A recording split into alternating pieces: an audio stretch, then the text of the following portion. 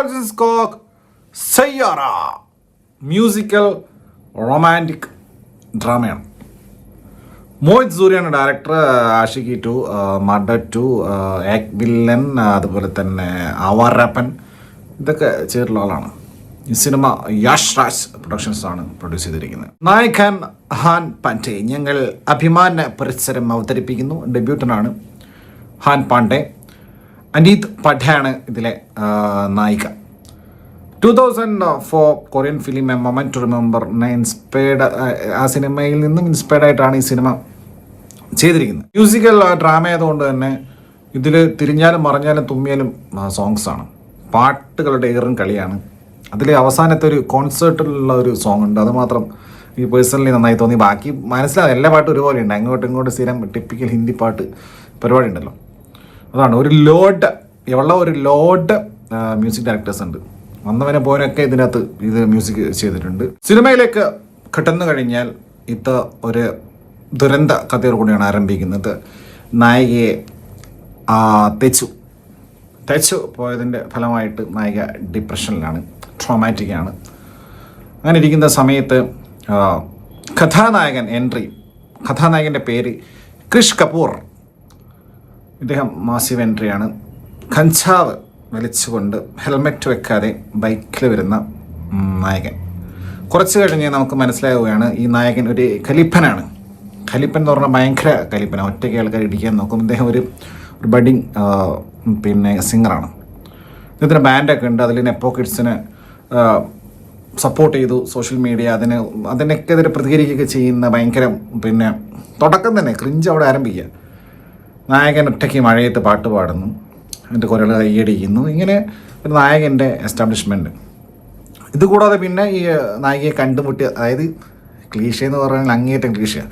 ഇനിയിപ്പം പ്രണയം ക്ലീഷയാണ്, പ്രണയം ക്രിഞ്ചാണ്, ഇതൊക്കെ നമുക്കറിയാം. പക്ഷെ ഇത് കണ്ടിരിക്കുന്ന സമയത്ത് ഇത് എന്തോ അയാൾ കാണിക്കുന്നത്, കലിപ്പനും കാന്താരിയും. അങ്ങനെ ഭയങ്കര ആറ്റിറ്റ്യൂഡുള്ള നായിക, അതിലും ഭയങ്കരമായ ആറ്റിറ്റ്യൂഡുള്ള നായകൻ. അങ്ങനെ അവർ പ്രണയിക്കുകയാണ് സുഹൃത്തുക്കളെ. സ്വാഭാവികം, പ്രണയ കഥയാണല്ലോ. അപ്പോൾ ഇവർ രണ്ടുപേരും ഹെൽമെറ്റ് വെക്കൂലേ. അത് ഈ കലിപ്പനും കാന്താരിയുടെ പരിപാടി അറിയാമല്ലോ. ഇത് ഹെൽമെറ്റ് വെക്കാതെ ഇദ്ദേഹം എന്ത് ചെയ്യുന്നത് വെച്ചാൽ ഷാള് കൊണ്ട് നായികയെ കെട്ടിയെടുക്കുക ചെയ്യും. ഇദ്ദേഹത്തിൻ്റെ വയറിനോട് ചേർത്തിട്ട് അങ്ങനെ കെട്ടിയിട്ടൊക്കെ നായകനെ കൊണ്ടുപോകുന്നത്. മൊത്തത്തിൽ ഒരു ക്രിഞ്ചേഷ് വേട്ടാവളിനാണ് ഈ കഥാപാത്രം. അതുപോലെ തന്നെ പുള്ളി ചെയ്ത് വെച്ചിരിക്കും. ഡയലോഗ് ഡെലിവറി എന്നൊക്കെ പറഞ്ഞു കഴിഞ്ഞാൽ അയ്യോ, ഇതിലെ ഡയലോഗ്സും ഫുൾ ക്രിഞ്ച് ഡയലോഗ്സാണ്. ഇത് മലയാളത്തിലൊക്കെ ആണെങ്കിൽ ഏകദേശം ഇങ്ങനെ ഉണ്ടാവും. ഞങ്ങൾ നദ്ദരെണ്ണ, പക്ഷേ ഗണ്ഠകളല്ല, ഈ ലെവല് സാധനമൊക്കെ വന്നേനെ.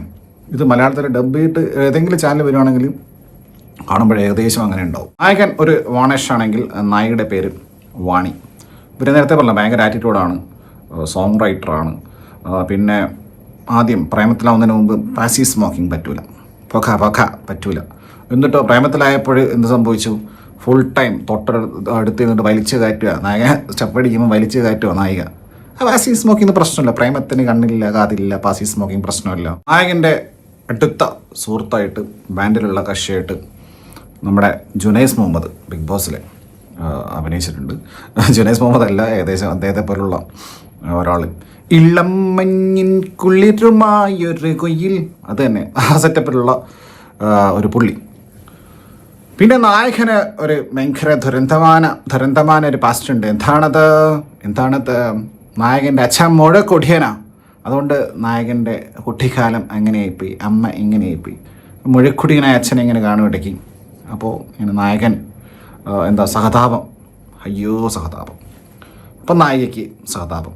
നായിക എപ്പോഴും അനാഥപ്രേതം പോലെ ഇങ്ങനെ നായകന് ചുറ്റും ഇങ്ങനെ നടന്നുകൊണ്ടിരിക്കും. നായിക ആറ്റിറ്റ്യൂഡാണെങ്കിലും ക്യൂട്ടാണ്, രണ്ടും കൂടിയാണ് മിക്സ്. സൊനാട്ട വാച്ചിൻ്റെ പരസ്യം ഇടയ്ക്കിടയ്ക്ക് ഇങ്ങനെ കാണിക്കും.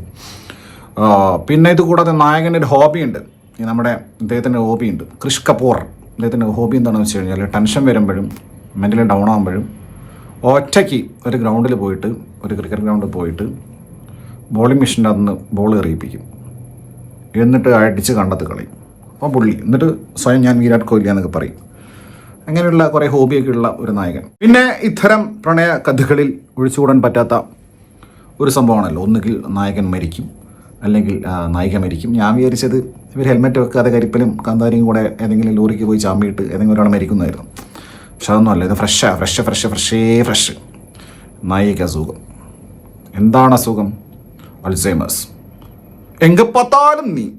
എങ്കപ്പാത്താലും അൽസൈമേഴ്സ്. ഇന്നലെ വടിവേലുവിൻ്റെ ഫഹദിൻ്റെ പടം കണ്ടു, അതിലും അൽസൈമേഴ്സ് വിട്ടൊരു കളിയില്ല. പിന്നെ കരച്ചിലായി വീഴ്ചയിലായി, നായകൻ പാട്ട് പാടുന്നു, നായകൻ എങ്ങോട്ടൊക്കെ പോകുന്നു, ഫുള്ള് ക്രിഞ്ച്, എന്തൊക്കെയോ കാണിക്കുക. ഇത് കണ്ടിട്ട് ആൾക്കാർ കരഞ്ഞെന്ന് പറഞ്ഞിട്ട് ഐ കാൻ ബിലീവ്. ചിലപ്പോൾ നമ്മുടെ മലയാളത്തിലെ കൽബ് കണ്ട് കുറേ ആൾക്കാർ കരഞ്ഞിട്ടുണ്ട്. മറ്റേ കാൽപോളും പാരസെറ്റമോളൊക്കെ പറഞ്ഞിട്ട് നമ്മുടെ കഥാനായകനുണ്ടല്ലോ, ഫ്രീ ടിക്കറ്റ് സ്റ്റാർ, അത് കണ്ടിട്ട് കുറേ ആൾക്കാർ ഇൻസ്റ്റാഗ്രാമിൽ നിന്നൊക്കെ എന്നെ ചീത്ത വിളിച്ചിട്ടുണ്ട്.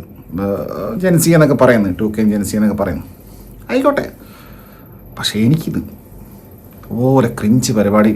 ഒരു സിനിമ എടുത്തു കഴിഞ്ഞാൽ ലവ് സ്റ്റോറി ആണെങ്കിൽ അത് ഇതുപോലെ ക്ലീഷേ ക്രിഞ്ചാണെങ്കിൽ സഹിക്കാൻ പറ്റില്ല എൻ്റെ അണ്ണാ. അതുപോലത്തെ പരിപാടികളാണ് മൊത്തം ചെയ്തു വെച്ചിരിക്കുന്നത്. അതിനിടയ്ക്ക് നമ്മുടെ ഷസാം എന്ന് പറഞ്ഞാൽ ഷസാം തൂക്കം കൂടി എങ്ങനെ ഉണ്ടാവും? ഒരു തൂക്കം കൂടിയൊരു ഷസാം ഇതിൻ്റെ അകത്ത് അഭിനയിച്ചിട്ടുണ്ട്. Correct ഷസാമിന് കോൾമി Shazam. സാക്ഷാൽ പ്രിയദർശൻ ഒരു ടോക്ക് ഷോയിൽ പറഞ്ഞത് ഞാൻ കേട്ടിട്ടുണ്ട്. അതായത് അദ്ദേഹത്തിൻ്റെ സിനിമകളിലെ മിക്ക സിനിമകളിലെ കഥ ഒന്നാണ്, നായകൻ നായിക എന്തെങ്കിലും ട്രാജഡി വരുന്നു. പല സിനിമകളും ഉദാഹരണം ഞാൻ പറയുന്നില്ല, അദ്ദേഹം തന്നെ പറഞ്ഞ ഉദാഹരണങ്ങളുണ്ട്.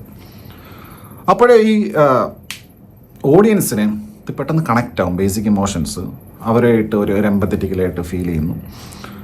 അങ്ങനെ അത് വളരെ അതിന് ഒരു പഴക്കമില്ലെന്നാണ്. അതായത് ക്ലീഷ എന്ന് പറയുന്ന സംഭവമില്ല, ലവ് എന്ന് പറഞ്ഞാൽ ക്രിഞ്ചാണ്, ഇതൊക്കെ ശരിയാണ്. പക്ഷെ അദ്ദേഹം തന്നെ പറയുന്നുണ്ട് ആ ടോക്ക് ഷോയിൽ, പലവട്ടം പറഞ്ഞിട്ടുള്ളതാണ്, മെന്നെ ഇതൊക്കെ ഒരു മേക്ക് ബിലീഫ് ഇല്ലേ മെന്നെ. പ്രിയദർശനം പറയുന്നുണ്ട് മേക്ക് ബിലീഫാണ്. ആ മേക്ക് ബിലീഫ് പരിപാടി നടക്കണം. ഇത് കാണുമ്പോൾ ഇവർ ഇങ്ങനെ പ്രണയിക്കേണ്ട സാധ്യതയുണ്ട്, അവരത്രയും അഗാധമായി പ്രണയിക്കുന്നുണ്ട്. നായിക്ക് ഇങ്ങനെ സംഭവിച്ചതിൽ ഭയങ്കരമായിട്ടുള്ള സിറ്റുവേഷൻ ഉണ്ട്. അങ്ങനെയാണെങ്കിൽ കാണുമ്പോൾ കരച്ചിൽ വരും. ഇത് ആരാണ് ഈ ഓക്സിജൻ മാസ്കും IV ഒക്കെ ഇട്ടിട്ട് പോയിട്ട് കരഞ്ഞെന്നൊക്കെ പറഞ്ഞിട്ട് എന്തൊക്കെയോ കണ്ടിരുന്നു. ഈ കരയുന്ന ആൾക്കാർ കരയുന്നവർ കരഞ്ഞോട്ടെ, അതിൽ എതിർപ്പൊന്നുമില്ല. എനിക്കെന്തായാലും ഇത് ഒരു ഹിന്ദി സീരിയൽ കാണുന്നതിലും അസഹനീയമായിരുന്നു.